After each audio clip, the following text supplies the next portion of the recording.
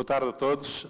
O meu nome é Jaime Batista, da entidade reguladora dos Serviços de Águas e Resíduos. É com muito gosto que aqui estou, nesta conferência inaugural do curso de pós-graduado sobre Direitos da Água.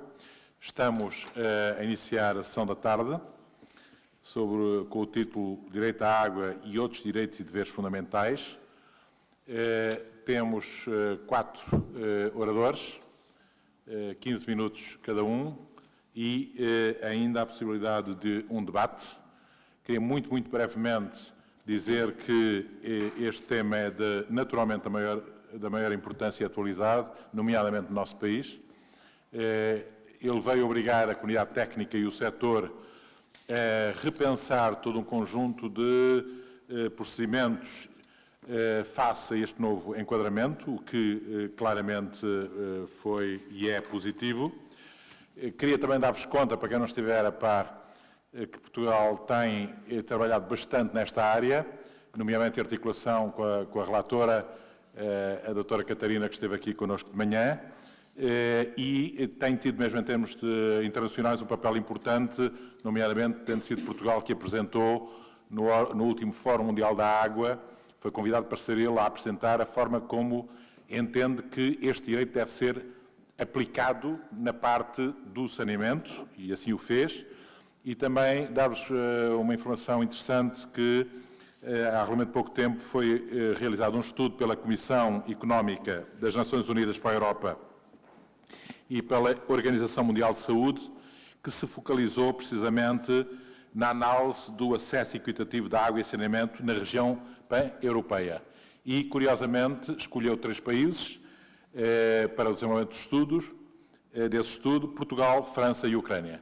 Esse estudo está concluído, está disponível, é interessante que Portugal tenha sido um dos casos e mostra também o empenho que houve em Portugal na procura de soluções nesta área.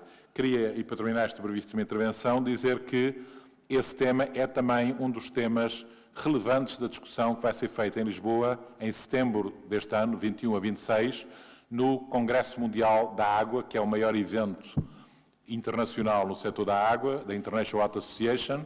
Estarão aqui 5.000 profissionais do setor connosco durante uma semana e, como não podia deixar de ser, um dos temas será este que aqui estamos a discutir, e a Catarina Albuquerque estará naturalmente aqui também, e certamente alguns de vocês, acabei de saber que um dos oradores também vai lá estar. Dito isto, e para entrarmos diretamente nas intervenções, a primeira vai ser proferida pelo professor Dr. Rui Guerra da Fonseca, e então peço-lhe que em 15 minutos faça a sua apresentação. Muito obrigado. Muito obrigado, Sr. Engenheiro. Cumprimento todos os meus colegas de painel, colegas e amigos, todos presentes. Muito obrigado pela vossa presença. Depois de uma manhã que acho que correu francamente bem, com tópicos muito interessantes. E o tópico, ou o assunto de que vos quero falar agora nesta intervenção inicial é sobre o direito à água no centro dos direitos humanos. Bom, alguns aspectos principais para enquadrarmos um pouco isto. Ultimamente, a questão do direito à água tem sido muito tratada como uma exigência da qualidade de vida. Não é? Portanto, a questão do adequate standard of living. Não é, como também já foi focado da parte da manhã, não é um direito expressamente mencionado no Pacto Internacional dos Direitos Económicos, Sociais e Culturais, mas é um direito considerado implícito nesse mesmo pacto. E considerado implícito, sobretudo, por 2 razões. A primeira razão, porque a água é essencial para a produção, preparação e consumo de alimentos, e o direito à alimentação, portanto, o right to food, está expressamente contemplado. Por outro lado, a água é também essencial, evidentemente, para a higiene pessoal e para que se consiga garantir o mínimo de condições sanitárias e, portanto, para além desse aspecto, em especial também, portanto, um elemento essencial do próprio direito à saúde. O comentário geral número 15, que também aqui já foi referido hoje, que provém do Comitê dos Direitos Económicos, Sociais e Culturais, considera como elementos essenciais do direito à água para uso pessoal e doméstico a disponibilidade, em primeiro lugar, na expressão em inglês availability, não é? No sentido que o fornecimento deve ser suficiente, mas não apenas suficiente, também contínuo. Em segundo lugar, a qualidade. A qualidade da água é um aspecto absolutamente fundamental, porque é um bem que não consegue servir o seu propósito se a qualidade não estiver assegurada. A expressão em inglês do comentário é "water must be safe", not secure, não secure, mas safe. O elemento da acessibilidade também. Não apenas água, mas água e estruturas de distribuição e de acesso, portanto, facilities, em condições físicas, de alcance físico, enfim, fácil, mas também de alcance económico. Esse foi um aspecto que também foi ressalvado aqui hoje de manhã e sem qualquer discriminação.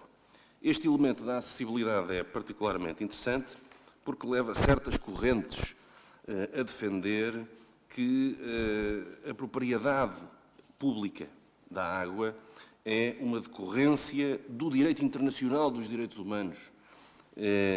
Será um dos pouquíssimos, para não dizer ainda menos, um dos pouquíssimos casos de interferência do direito internacional, em particular do direito internacional dos direitos humanos, no regime jurídico da propriedade nos ordenamentos jurídicos domésticos. Não é uma corrente maioritária, mas como também já vimos hoje de manhã, muito daquilo que acontece no domínio do direito à água, enfim, não são correntes maioritárias, não é? Isto não exclui naturalmente, ou estas correntes não excluem naturalmente que possa haver uma privatização da gestão, mas colocam em causa que a água, propriamente dita, em geral, possa não ser domínio público ou ter um estatuto equivalente para os ordenamentos jurídicos que não têm este regime propriamente dito. Enfim, é um ponto de reflexão, no mínimo, interessante. O direito à água inclui liberdades e prestações. Em primeiro lugar, em termos de liberdades negativas, desde logo, o acesso sem interferências de qualquer tipo, a liberdade negativa de não se ser desconectado da rede ou das redes que existam e a liberdade negativa da não contaminação deliberada ou negligente da água que existe para poder ser consumida. Mas se estas são liberdades negativas, existe também um direito a prestações positivas. Estamos a falar de prestações positivas por parte do Estado, dos poderes públicos em geral, se quisermos utilizar uma expressão mais europeia, mais do direito europeu, eventualmente até prestações extensíveis a outros sujeitos jurídicos vinculados pelo direito internacional dos direitos humanos. É muito discutível, mas ainda hoje de manhã também foi aqui aflorado o ponto da vinculação, por exemplo, de entidades privadas que atuam multinacionalmente. É um aspecto particularmente interessante, não apenas por causa da vinculação dessas mesmas entidades, mas porque um dos princípios no direito internacional dos direitos humanos é que os Estados são responsáveis por evitar violações de direitos humanos por parte de entidades privadas suas que atuam em países terceiros. Curiosamente, foi justamente a propósito do direito à água que este princípio se desenvolveu mais ao nível do direito internacional dos direitos humanos, por causa de entidades privadas que prestam serviços de distribuição de água têm uma certa nacionalidade, mas prestam serviços noutros Estados. Para além das liberdades que referi, vamos ver, o direito à água é habitualmente visto também como um direito económico, social, mas essa perspectiva verdadeiramente pode ser um pouco redutora. Alguns pontos de reflexão a este respeito. Vejam como, por exemplo, o Tribunal Europeu dos Direitos do Homem já considerou a privação de água como uma forma de tortura. Muito embora depois, em termos de jurisprudência, oscilando entre isso mesmo, portanto, tortura ou tratamento desumano. Como saberão, para efeitos de direito internacional dos direitos humanos, são figuras diferentes. Esta oscilação tem gerado muita polémica, de todo modo, ela não só existe, como, por outro lado, espelha bem a importância do bem de que estamos a falar. Aqui, o aspecto interessante, ou um dos aspectos interessantes subjacentes a esta jurisprudência, é a análise deste ponto, da necessidade de fornecer água a quem é não apenas incapaz, mas verdadeiramente está proibido de a procurar pelos seus próprios meios. Algo semelhante acontece, por exemplo, nas prisões. Não é? Naturalmente, quem está detido, quem está encarcerado, não é? Precisa de ter acesso à água, não é? E precisa de ter acesso à água em condições que respeitem inclusivamente outros direitos. Não é? Estamos a falar, evidentemente, de pessoas que são capazes, mas circunstancialmente, pelo menos, estão proibidas de procurar pelos seus próprios meios esse bem que é absolutamente essencial para não apenas sobreviverem, mas para viverem. E, por conseguinte, esta jurisprudência do Tribunal Europeu dos Direitos do Homem tem também, a este respeito, bastante interesse.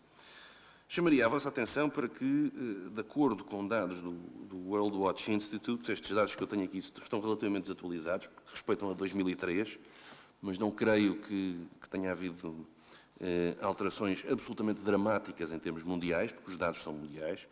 A falta de qualidade da água e de sistemas sanitários era, em 2003, responsável pela morte de 1,7 milhões de pessoas todos os anos, 90% das quais crianças. Isto é um número verdadeiramente assustador, não é? Porque, na verdade, não estamos a falar de um bem qualquer. Não é? Ainda antes de falarmos do direito, não é? Pensemos no bem que está em causa. Lembrem-se, enfim, sobretudo para os juristas, mas que naturalmente quereriam esquecer, a noção do direito subjetivo. Não é? Portanto, a permissão, ou uma noção de direito subjetivo, a permissão de aproveitamento, a permissão normativa de aproveitamento de um bem. Não é? Não estamos a falar de um bem qualquer. O bem que está aqui em causa tem pouca relação, por exemplo, com outros bens, como seja a justiça, por hipótese. Não é? Eu posso sobreviver sem justiça. Pode-me custar muito, mas posso sobreviver sem justiça. Sem água é que não posso, certeza. Não é? Daí que o mesmo comentário geral 15 diga que a água é indispensável, e eu, enfim, deixo-vos aqui a expressão em inglês, for leading a life of human dignity and prerequisite for the realization of other human rights. Prerequisite. Por outro lado,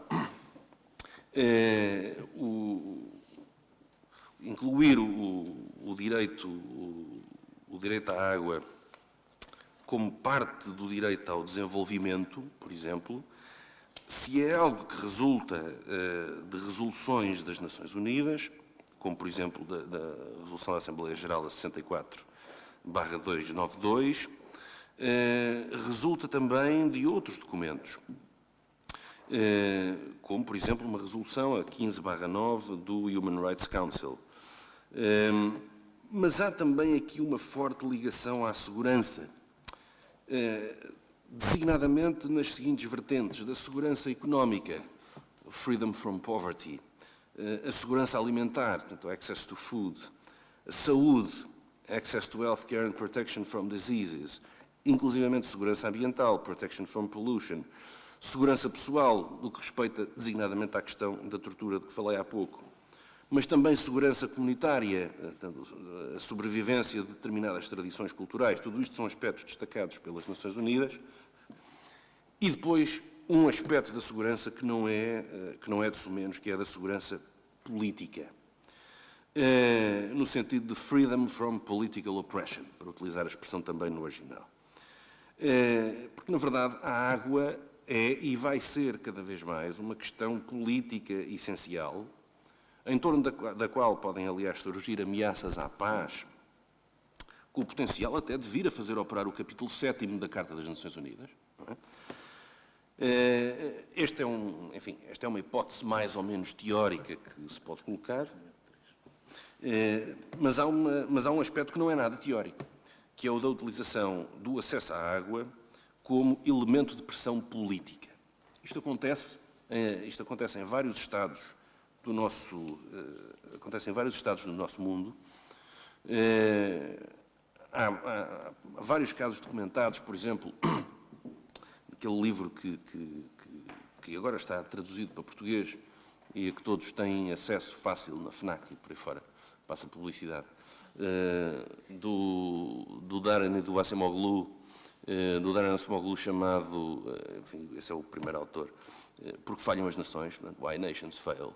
Há vários casos aí documentados de utilização da água como elemento de pressão política. Agora, em termos de deveres do Estado, para começar a terminar, vamos lá ver, o Comitê já considerou que há uma violação do direito à alimentação, por exemplo, caso o Estado não forneça o mínimo essencial para que não haja fome. Isto num comentário anterior, no comentário 12. O mesmo deve dizer-se, então, quando esteja em causa simplesmente sede ou desidratação, para efeitos do comentário 15. Mas a realidade dos Estados não é toda a mesma, não é? No Ocidente, no nosso Ocidente, pelo menos, onde parece haver menos problemas, nem por isso a questão é menos relevante. Um dos aspectos que já foi aqui também aflorado hoje é o dos programas do Fundo Monetário Internacional e do Banco Mundial, designadamente. Há uma corrente de autores que vai sendo cada vez mais caudalosa, que considera que estes programas, em caso algum, podem implicar uma redução da capacidade económica ou financeira pública, que ponham em causa o direito à alimentação, incluindo o direito à água. Mas há aqui um outro aspecto, talvez porventura mais prático para nós, e com isto termino, é um ponto de reflexão que vos deixo. Em Portugal, por exemplo, a questão do acesso parece relativamente resolvida, não é? Em termos gerais. Bom, mas verdadeiramente talvez não seja assim. Verdadeiramente esta tão constante e presente crise pela qual estamos a passar tem posto verdadeiramente a nu problemas a esse respeito, não é? Cada vez mais há pessoas que não conseguem pagar e que, portanto, são desligadas do sistema. Enfim, não vou discutir se bem se mal, não é esse o ponto. A questão é que, mesmo se pensarmos, por exemplo, nas pessoas sem abrigo que vemos em Lisboa, nos perguntamos, mas afinal, que acesso à água é que têm? Sim, senhor, quer dizer, há pontos públicos de acesso, há bebedouros públicos, mas as pessoas que nós vemos na rua não asseguram certamente as suas necessidades básicas em termos de água através desses pontos de acesso. O mais provável, digo isto em termos de senso comum, é que elas confiem muito na solidariedade entre as pessoas, entrar num café e pedir um copo de água, não é? Isso funciona. Se isso não funcionasse, provavelmente estaríamos perante um caso verdadeiramente dramático em Portugal e noutros países. Mas isto apenas para ilustrar o seguinte, que em termos de responsabilidades do Estado, há que o direito internacional dos direitos humanos, o direito à água no centro do direito internacional dos direitos humanos implica não apenas criar pontos de acesso, para pessoas que não tenham abrigo, mas criar uma rede de acesso básica suficiente, como, enfim, em alguns países existe, uma rede de acesso básica suficiente para as pessoas que não podem pagar. E eu, quando falo em rede de acesso básico suficiente, não estou a falar apenas em água para beber, estou a falar também em água para poder assegurar condições de higiene básicas, que são condições de dignidade básicas. Isto é, com certeza, uma responsabilidade pública hoje em dia. Poderá, eventualmente, até haver omissão legislativa a este respeito, mas isso não significa, necessariamente, longe disso, que o direito não exista e que ele não possa ser exigido. Muito obrigado.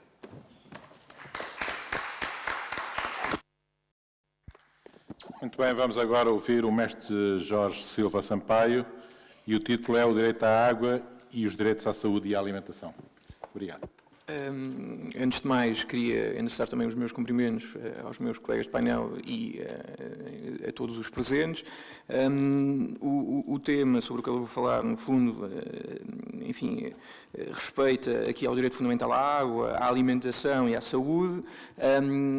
Eu vou começar por fazer um breve enquadramento e demonstrar a existência deste direito fundamental, falando depois, muito rapidamente, sobre a estrutura complexa destes direitos e o seu enquadramento enquanto direito fundamental social e, por fim, falar, no fundo, da especial importância dos deveres de respeito, de proteção, de garantia e de promoção que, no fundo, derivam destes direitos fundamentais. Bem, antes de mais, queria só fazer uma espécie de... ou focar aqui um aspecto prévio, o meu prisma não será um prisma de direitos humanos, mas um prisma de direitos fundamentais. São planos diferentes. Aqui tem-se falado até agora, em especial, do plano do direito internacional, do direito internacional e dos direitos humanos, mas nem todos os direitos humanos são necessariamente direitos fundamentais. Faltam-lhes algumas propriedades formais necessárias para isso. Isto não significa que não exista uma comunicabilidade entre estes dois planos e até uma interinfluência, o que é, aliás, desejável. Avançando, há um problema que incide especialmente sobre aqui, o direito fundamental à água e a possibilidade de defender a essência deste direito fundamental no ordenamento jurídico nacional, por exemplo, bem como no caso do direito à alimentação, que tem que ver com o facto de não haver uma consagração constitucional expressa, ou seja, a nossa Constituição não diz que existe um direito fundamental à água. Ainda assim, este problema eu diria que é facilmente resolúvel no nosso ordenamento, recorrendo a duas ideias. Ou olhando para o artigo 16 da Constituição, que fala de uma cláusula aberta e que permite a recondução de determinadas situações jurídicas ou constantes de lei ordinária ou instrumentos internacionais e reconduzi-las como direitos fundamentais, ou então simplesmente recorrendo à interpretação jurídica. Um direito fundamental, uma matéria de cariz justo fundamental, justo constitucional, não tem necessariamente de estar expressamente consagrada na Constituição. Nós podemos chegar lá induzindo realidades a partir de outras. Há vários princípios que toda a gente fala sem duvidar da existência deles e eles não estão consagrados expressamente. Basta pensar no princípio da culpa, o princípio da tutela da confiança. Em boa verdade, a Constituição não diz expressamente que estes direitos existem. Bem, posto isto, o que interessa é a existência de propriedades materiais suficientes para podermos defender a existência destes direitos fundamentais, em especial no caso do direito fundamental à água e à alimentação. O que aqui está em causa nestes dois casos são necessidades básicas fundamentais para o exercício das nossas liberdades, autonomia no Estado Social. Enfim, como foi, aliás, já aqui referido, sem água, sem alimentação, em última análise não há vida, não é? Por isso, é facilmente defensável a existência destas propriedades materiais para dizer que temos aqui um direito fundamental. Focando-me agora, em primeiro lugar, no direito à água, enfim, e não me alongando relativamente a isto, até porque foi já falado até durante a manhã, o objeto deste direito fundamental à água, enfim, está aqui em causa uma componente ambiental natural, que é essencial para a vida, ou seja, sem água não é possível viver, e por outro lado, a água é também um elemento necessário para prosseguirmos uma vida com dignidade, como foi também já aqui referido, ou seja, é notório, desde logo, a ligação entre este direito fundamental e, por um lado, o direito fundamental à vida e, por outro lado, a ideia de dignidade da pessoa humana. Além disto, outro aspecto importante tem que ver, obviamente, com a relação, então, entre este direito fundamental à água e outros direitos fundamentais. Eu aqui irei referir-me, em especial, ao direito à saúde e à alimentação. O meu prisma a este nível é o de que existe uma ideia de interdependência e indivisibilidade entre os vários direitos fundamentais, ou seja, eu parto de um prisma de que os direitos fundamentais, todos eles, sejam de liberdade ou direitos sociais, têm um status comum, eles são universais, indivisíveis, interdependentes e interrelacionados. Aliás, eu acho até que não é propriamente a melhor ideia tentar estabelecer hierarquias hierarquias abstratas de direitos fundamentais, até porque muitas vezes, em termos mais técnicos, nós temos conflitos entre estes direitos e esses conflitos têm de ser resolvidos posteriormente ao nível concreto. Enfim...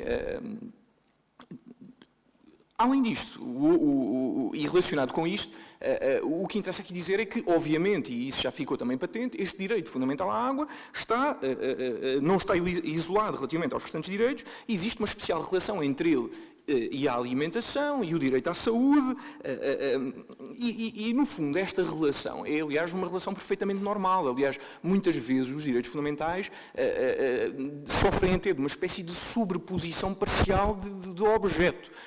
É por isso que acabamos a dizer que, por exemplo, o direito fundamental à água não está consagrado num prisma internacional, mas em última análise ele decorre, é possível encontrá-lo no próprio direito à vida. Enfim, e relativamente à relação entre este direito fundamental à água, bem como à alimentação e à saúde e a sua relação com a dignidade da pessoa humana, isto também, eu diria que é notório, ou seja, a água, tal como estes outros bens, são insubstituíveis e sem eles é impossível prosseguirmos uma vida digna. Aliás, como foi já aqui dito, das necessidades mais básicas do ser humano, ligadas à alimentação, à higiene pessoal, sem água é impossível prosseguir, digamos, enfim, concretizar essas necessidades. Há só um outro aspecto importante, que é o facto de estes direitos fundamentais, eles estão ligados muito à dimensão positiva da liberdade. É que, ao contrário do que ainda, enfim, muito se fala, de que a liberdade teria apenas uma dimensão negativa de não interferência por parte do Estado, a verdade é que há necessidades sociais básicas e que sem elas nós não temos, na verdade, liberdade. Ou seja, do que é que nos serve a nossa liberdade se vivermos na miséria? Do que é que nos serve a liberdade se não tivermos água para beber? Bem, em última análise, morremos, não nos serve de grande coisa. Em especial, relativamente ao direito fundamental à saúde e à alimentação. Relativamente ao primeiro, o direito fundamental à saúde, do prisma constitucional português não há grande problema, ou seja, está aqui em causa um estado de bem-estar físico, mental e social, ele é consagrado de forma expressa na Constituição. Aliás, relativamente a este direito fundamental, o legislador constituinte até acabou por, de uma forma muito desenvolvida, especificar o que é que está em causa neste direito fundamental, o que é que o Estado está obrigado, no fundo, a fazer. Obviamente que depois, relativamente a todos os direitos fundamentais, e em especial relativamente aos direitos fundamentais sociais, há aqui uma indeterminabilidade, não apenas semântica, como também fáctica, saber no que é que eles se concretizam, que sempre existirá. E depois isto caberá, enfim, ao poder político essa concretização. Já no que toca ao direito à alimentação, alguns problemas são semelhantes àqueles que acabamos de ver relativamente ao direito à água. Enfim, está aqui em causa um processo através do qual os organismos, no fundo, obtêm e assimilam alimentos e nutrientes para as suas funções vitais. Nós não temos uma consagração expressa deste direito fundamental na Constituição, mas a verdade é que há aqui uma ligação umbilical ao direito à vida, bem como à própria dignidade da pessoa humana e, enfim, a partir destes direitos fundamentais, facilmente nós conseguimos defender a existência também de um direito à alimentação como uma condição essencial de sobrevivência, de se prosseguir uma vida digna. E, enfim, eu enquadro, digamos assim, todos estes três direitos fundamentais como direitos fundamentais sociais. Porém, e passando agora para a estrutura, que eu diria, que é uma estrutura complexa destes direitos fundamentais, eu acho que mais do que, ainda que eu tenha enquadrado estes direitos como direitos sociais, mais do que fazer aqui uma espécie de divisão cortante entre aqueles que são os direitos de liberdade e aqueles que são os direitos sociais, eu diria que, enfim, é a minha opinião, há que defender uma espécie de dogmática unitária destes direitos por uma razão muito simples. Em termos estruturais, na verdade, eles são semelhantes. Tanto estes direitos sociais, como o direito à água, o direito à alimentação, o direito à saúde, como depois o direito à vida, o direito à segurança, à liberdade de expressão, todos eles são compostos por várias dimensões, desde logo. Enfim, eles têm, como disse o professor Vasco Pereira da Silva durante a manhã, têm uma dimensão subjetiva, mas também têm uma dimensão objetiva, têm uma dimensão negativa de defesa, mas têm também uma dimensão positiva, na qual se requer atuação por parte do Estado. E, enfim, e além disto, há hoje a ideia de que nós conseguimos olhar para um direito fundamental e encontrar uma espécie de direito como um todo. Estes direitos são complexos. Eles, no fundo, contêm um conjunto... Um conjunto de faculdades, etc., várias dimensões, como eu acabei de referir, e esta complexidade ela existe em todos os direitos, não apenas nos direitos fundamentais sociais. Isto não implica que, por exemplo, ao analisarmos mais concretamente estes direitos fundamentais à água, à saúde e à alimentação, que não cheguemos à conclusão que, se calhar, a dimensão mais saliente nestes direitos é precisamente a dimensão objetiva e a dimensão positiva, aquela em que se requer, no fundo, que o Estado faça alguma coisa. Ou seja, eu acabei aqui no fundo, defender que há aqui uma identidade estrutural e isso significa também, isto tem consequências, nomeadamente ao nível da forma como se controlam violações destes direitos. Eu diria que, enfim, se deve controlar precisamente da mesma forma que se controla os direitos de liberdade. A grande diferença é o facto de, encarados nesta dimensão objetiva e positiva, que é a dimensão mais saliente, a dimensão essa em que se requer ao Estado que faça alguma coisa, o controlo jurisdicional que aqui é admitido é muito inferior àquilo que é permitido quando falamos na dimensão negativa dos direitos fundamentais, que é precisamente a dimensão principal, digamos assim, dos tais direitos de liberdade. Ou seja, é mais fácil para, por exemplo, um tribunal controlar uma violação por excesso de um direito fundamental que estas violações que podem ser, que no fundo se consubstanciam em omissões de atuação. Bem, mas isto significa, sendo esta dimensão principal, a dimensão objetiva e positiva, significa uma coisa, significa que estes direitos são especialmente afetados pela reserva, a ideia da reserva do possível. Isto é, o Estado está obrigado a concretizar estes direitos, mas apenas na medida daquilo que lhe é economicamente possível. Por outro lado, se há aqui uma ideia desta reserva do possível, do economicamente possível, significa também que, vivendo nós numa situação de escassez de recursos, as entidades públicas têm de fazer escolhas. Ou seja, cabe, neste caso, ao poder político escolher se vai gastar mais dinheiro, em última análise, para concretizar um direito ou um outro direito. Bem, e de forma a finalizar, e tentando não ultrapassar muito o tempo, até porque é pouco, e sei que estou-me a aproximar do final, queria apenas, muito rapidamente, falar sobre os tais deveres de respeito, de proteção, garantia e promoção que são especialmente importantes no caso enfim, de todos os direitos fundamentais e estes deveres de proteção e de promoção especialmente importantes no caso destes direitos, os tais chamados direitos sociais. Em primeiro lugar, e já foi falado de manhã, por isso não vou aprofundar muito esta questão, há uma ideia que tem a ver até com a própria estrutura dos direitos fundamentais como princípios, uma ideia de concretização progressiva, ou seja, nós temos um fim e temos de caminhar, no fundo, para prosseguir esse fim. Há vários meios, enfim, mas há aqui uma ideia de caminhar progressivamente para conseguir um determinado objetivo. Obviamente que este caminho progressivo está sempre dependente dos tais recursos financeiros. Relativamente aos deveres, e de forma a finalizar, provavelmente ultrapassando em 2, 3 minutos o meu tempo, em primeiro lugar, obviamente que há aqui um dever de respeito, que existe não apenas no caso dos direitos de liberdade, mas também no caso destes direitos, como o direito à água, à saúde e à alimentação, em que, no fundo, se impede que alguém, sejam privados, seja as entidades públicas, que possam obstar ao nosso acesso a estes bens, como a água, a alimentação, etc. Mas, por outro lado, e em especial no caso destes direitos, há aqui dois deveres muito importantes. Por um lado, há um dever de de proteção muito importante. E este dever de proteção, que em tempos se achava que só existia relativamente à vida, hoje não podemos, enfim, não há grandes dúvidas que ele existe também relativamente a estes direitos sociais. Aliás, relativamente à água e, por exemplo, à alimentação e à própria saúde, isto é plenamente visível. Nós temos imensas polícias especiais relativamente para isto. Basta pensar na ASAI, em algumas das funções da APA, etc.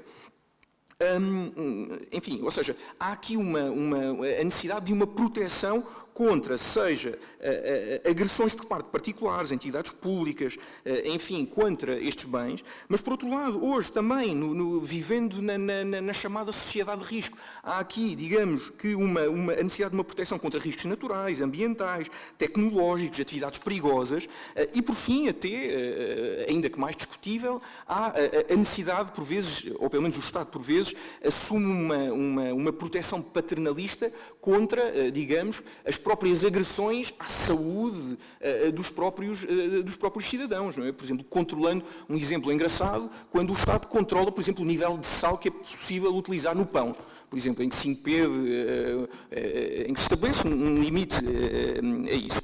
Bem, finalizando e fechando aqui a minha intervenção, resta só falar de um outro dever também muito importante, o dever de promoção, ou de uma forma mais específica de garantia e de promoção, em que as entidades públicas estão também obrigadas, por um lado, a garantir, no sentido de, imaginem, se num determinado momento algum cidadão não tem, por alguma razão, acesso a este bem, o Estado está obrigado a prestar esse bem. Por exemplo, acontece alguma coisa e num determinado sítio no país não há água potável, o Estado está obrigado a prestar facticamente esse bem. Mas, por outro lado, há também uma ideia de promoção, ou seja, uma ideia genérica de que deve o Estado prosseguir políticas no sentido de que exista água, por exemplo, potável no país para todos nós. Enfim, e finalizando, a obrigação de promover, em especial, o direito à água requer que os Estados garantam que todos tenham condições para realizar este direito. Isto não significa necessariamente que o Estado tem de prover diretamente esses direitos, esses serviços, mas tem de fazer com que os serviços sejam prestados, seja por uma entidade terceira, seja por serviços municipais, enfim, que se facilite e promova tais direitos. Em alguns casos, o que pode acontecer é mesmo que, quando algum cidadão ou grupo, como eu tinha dito, não tenha acesso a estes direitos através dos demais mecanismos, o Estado pode ser obrigado, e aqui podíamos estar a falar da dimensão subjetiva destes direitos, ou seja, pode haver até o próprio Tribunal poderá eventualmente obrigar o Estado neste sentido, no fundo, a promover, a garantir diretamente este direito.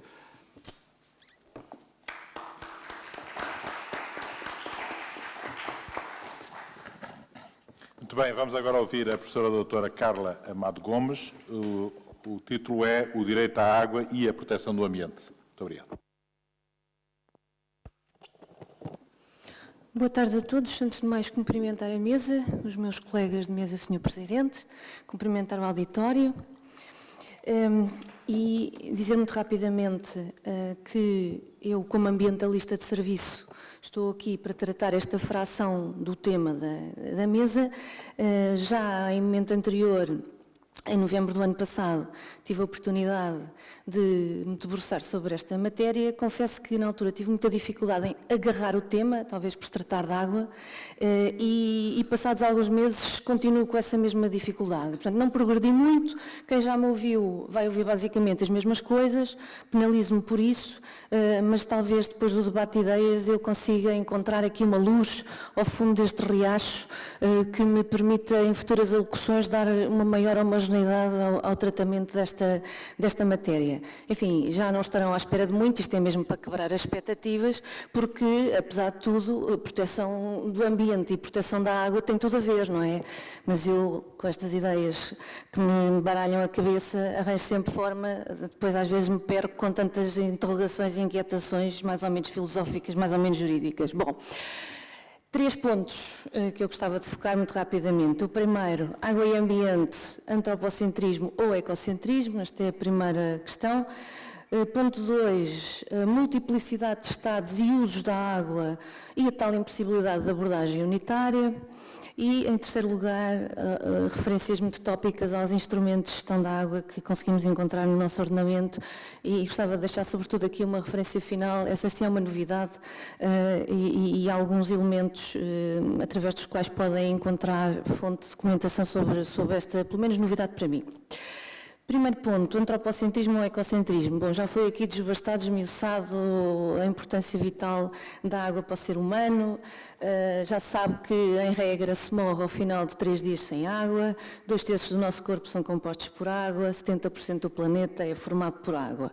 E, portanto, que a parte do ambiente e a parte de nós parece relativamente inquestionável. Na nossa Lei de Bases do Ambiente, o artigo 6º, a linha C, qualifica a água como um bem ambiental natural, sendo certo também há bens ambientais humanos ou componentes ambientais humanos, coisa que a mim me mete alguma confusão, mas isso agora não é para aqui chamado. Há aqui uma referência, quer na LBA, portanto no artigo 6º, a linha C, como também no artigo 3º da Lei da Água, a Lei 58/2005, como sabem, e este artigo 3º da Lei da Água vem logo causar alguma perturbação, se é que assim se pode dizer, relativamente ao artigo 6º da LBA. Bom, é que a LBA quer falar do ambiente, assume-se como tal, embora também trate os elementos ambientais humanos, mas é outra história mais uma vez. O artigo 3º da Lei da Água vem a propósito da Lei da Água, e nesse artigo 3º, quando se fala dos princípios, há logo 3 princípios que demonstram este desdobramento, esta multiplicidade, esta multifuncionalidade que a água tem, porque se fala do valor social da água, da dimensão ambiental da água e depois novamente do valor económico da água. Desde logo é engraçado, fala-se em valor social e valor económico e depois fala-se em dimensão ambiental. É como se aqui estivéssemos a falar de uma outra coisa. E o valor social tem naturalmente a ver com o acesso universal à água, para as necessidades humanas básicas. Este é o primeiro princípio especificamente aquífero na Lei da Água, o valor social da água, acesso universal à água, necessidades básicas, tem a ver com aquilo com que eu comecei, evidentemente. A dimensão ambiental da água, onde se fala do elevado nível de proteção e a utilização sustentável, e depois o valor económico, em que se reconhece a escassez deste recurso e o seu potencial e a necessidade de garantir a sua utilização economicamente eficiente. Desta tríade, nós percebemos da dificuldade que existe em tratar homogeneamente esta matéria, porque, de facto, a água é um bem com multiplicidade de usos e multiplicidade de dimensões. Já com certeza aqui se falou de manhã da Declaração do Milénio, aprovada por resolução da Assembleia Geral da ONU em 2000, a Resolução 55/2, em que se fixa como objetivo do milénio reduzir para metade a percentagem de pessoas que não têm acesso à água potável ou carecem de meios para obter. 10 anos depois fez-se um balanço do cumprimento deste objetivo 19, lançado em 2000, e constataram-se progressos. Constatou-se que na década de 90, 2010, nos 20 anos, de 1990 a 2010, mais de 2 bilhões de pessoas ganharam acesso à água potável, o que significa natural e expressivo aumento, mas também em 2011, 768 milhões de pessoas permanecem sem acesso à água potável e 2,5 bilhões não têm acesso a saneamento básico e, portanto, há progressos, mas também ainda há graves déficits a superar.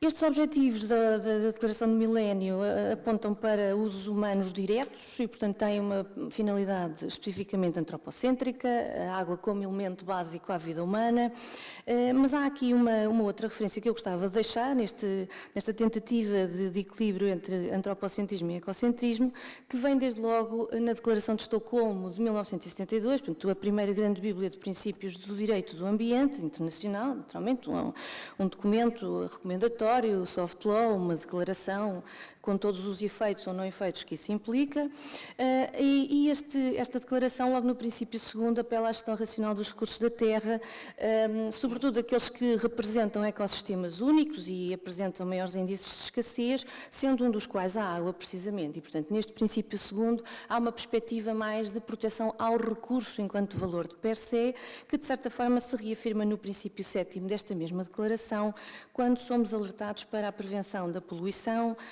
quer no que ela implica de riscos para a saúde humana, para os ecossistemas marinhos e para outros usos legítimos do mar e dos outros recursos hídricos.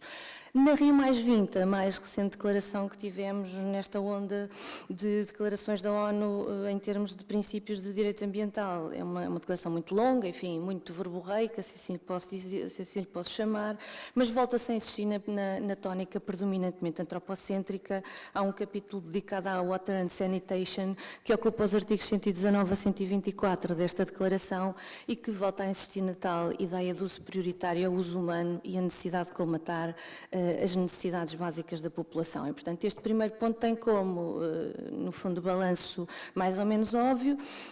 Há uma extrema dificuldade de imposição da perspectiva ecocêntrica nesta matéria, portanto, uma proteção ao recurso enquanto valor de per se, independentemente da sua utilização humana. Há, de facto, depois casos, eu quase lhes chamaria excepcionais, mas seguramente especiais, como ecossistemas únicos. Estou-me a lembrar das zonas úmidas protegidas pela Convenção de Ramsar de 1974, mas tirando essas pontuais situações, o que nós temos é um uso da água sempre funcionalizado ao uso humano e, portanto, uma proteção do ambiente funcionalizada a essa ideia de utilização da água enquanto recurso. E é por isso que estas dimensões de direitos fundamentais, de direitos humanos, vêm fazendo o seu caminho neste domínio do direito à água, sendo certo que ela pode surgir como direito autónomo, perspectiva da qual eu me afasto, já o disse e continuo a manter esta minha ideia, ou funcional, e portanto o acesso à água enquanto condição de realização do direito à vida, do direito à integridade física. Segundo ponto, multiplicidade de estados e usos da água e a impossibilidade de abordagem unitária. Bom, esta multiplicidade de estudos, de estados e de usos, já foi aqui aflorada por diversas vezes.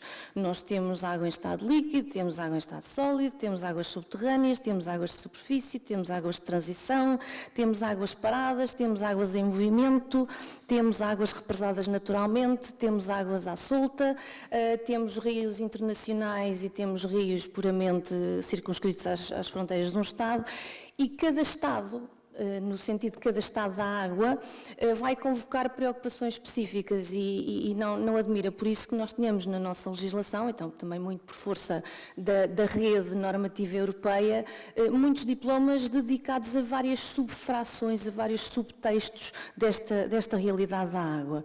Eu queria chamar a atenção apenas para 2 ou 3 pontos nesta multiplicidade de estados, nomeadamente há uma questão que eu referi em novembro e que me parece muito interessante e tem a ver com a proteção das águas subterrâneas. Nós preocupamos muito com a poluição, com as descargas, com a água que se vê, mas a água subterrânea é uma realidade que está mais, enfim, está mais escondida, desde logo pelo seu estado natural, e nós temos um regime de prevenção e reparação de dano ecológico que está hoje plasmado no Decreto-Lei 147/2008, onde figura a água como componente ambiental suscetível de sofrer dano ecológico. Enfim, desde logo a circunscrição de componentes ambientais que podem sofrer dano ecológico é bizarra, nomeadamente ainda mais bizarro surge a ausência do elemento ar, mas também não vou agora entrar nessa polémica. A verdade é que a água surge como componente ambiental suscetível de sofrer medidas de reparação e desde logo medidas de prevenção de dano ecológico.